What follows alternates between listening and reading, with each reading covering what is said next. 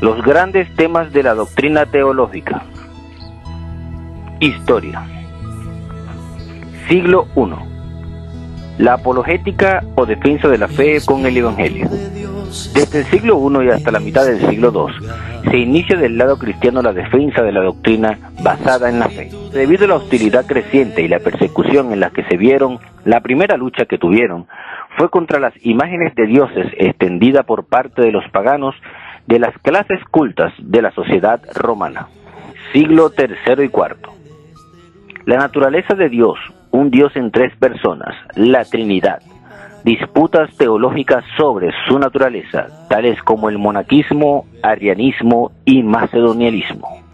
En este periodo de tiempo, se estudia la naturaleza de Dios como un Dios en tres personas, Padre, Hijo y Espíritu Santo. También se crean disputas teológicas sobre cómo vivir la fe.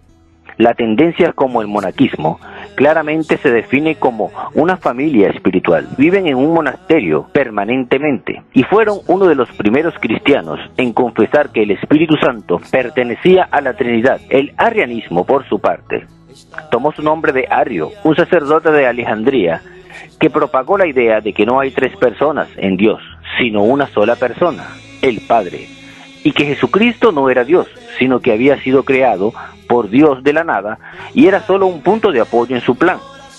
El macedonialismo, que negaba la divinidad del Espíritu Santo y que consideraba al Espíritu Santo como una criatura creada del Hijo y por lo tanto inferior.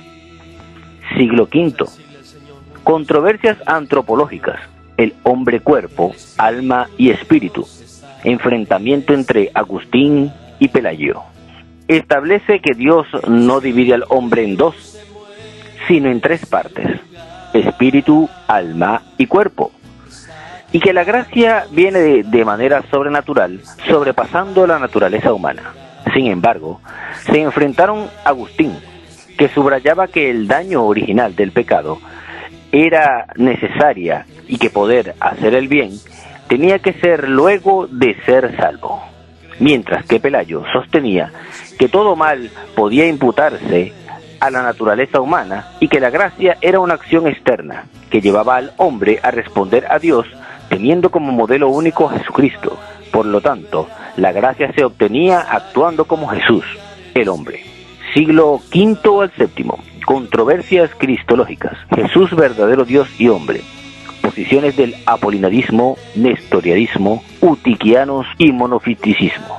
Jesucristo es el centro de toda doctrina, la culminación y la realización del plan de Dios. La reflexión del conocimiento verdadero de Cristo en este mismo debate, que llevó a que surgieran diferentes posiciones. Apolinarismo. Proponía que Jesús no había sido totalmente humano ni totalmente divino, sino algo así como un híbrido, teniendo un 50% de Dios y de hombre. El nestorianismo enseñaba la existencia de dos personas separadas en Cristo encarnado. Una era divina, hijo de Dios, y otra era el hijo de María y José. Es decir, tenía una doble vida. Eutiquianismo plantea que las naturalezas de Cristo están tan mezcladas que a la vez están revueltas, y Cristo no es verdaderamente Dios ni verdaderamente hombre, y por lo tanto es incapaz de obrar como mediador. El monofiticismo. En esta teología se sostiene que Jesús solo está presente en naturaleza divina y no en la naturaleza humana, que solamente el cuerpo humano fue un vehículo para llevar su mensaje. Del siglo XI al XVI. Controversias soteriológicas, la salvación, la expiación y la justificación por fe. En esta época se profundizó el estudio de la doctrina de la salvación.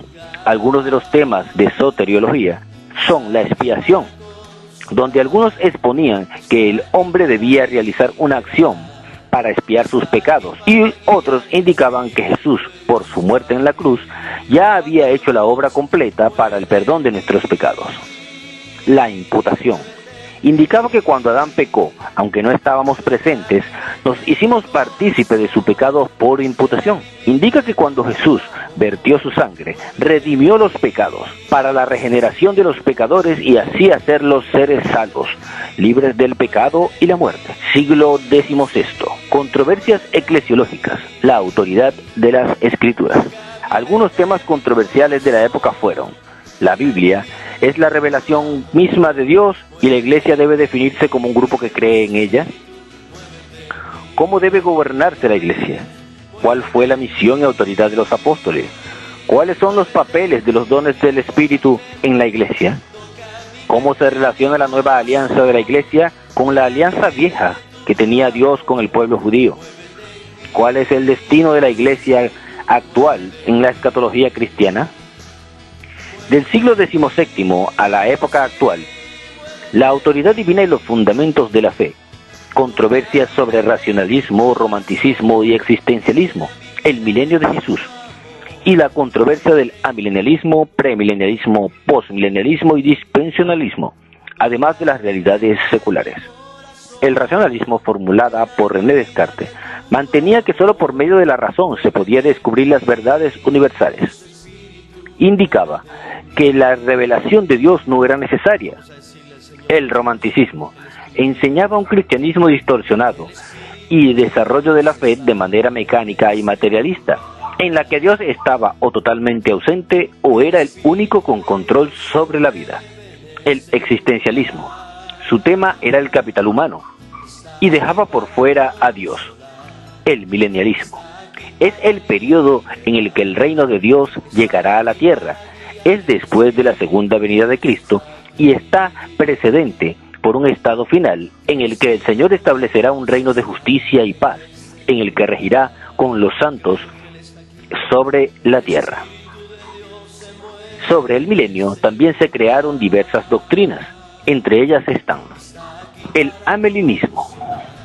Niega que haya un milenio literal y que el juicio de Dios viene más o menos en un mismo tiempo para iniciar un estado final.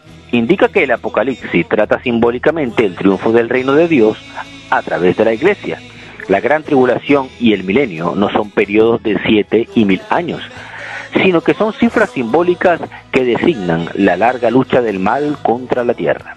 Premilenialismo. En esta doctrina Cristo establece un reino de justicia en la tierra. Los programas de la Iglesia e Israel están separados. La gran tribulación y el milenio son periodos de 7 y 1000 años, respectivamente. La Iglesia será raptada antes de la gran tribulación y el rapto y la gran tribulación son separados. Postmilenialismo. Indica que el rapto de los creyentes será después de la gran tribulación. El rapto y la segunda venida del Señor son el mismo acontecimiento. El dispensionalismo. En este sistema teológico cristiano se afirma que la gracia comienza donde el Señor Jesús murió en la cruz y terminará cuando llegue la gran tribulación con el juicio de la humanidad. Realidades seculares.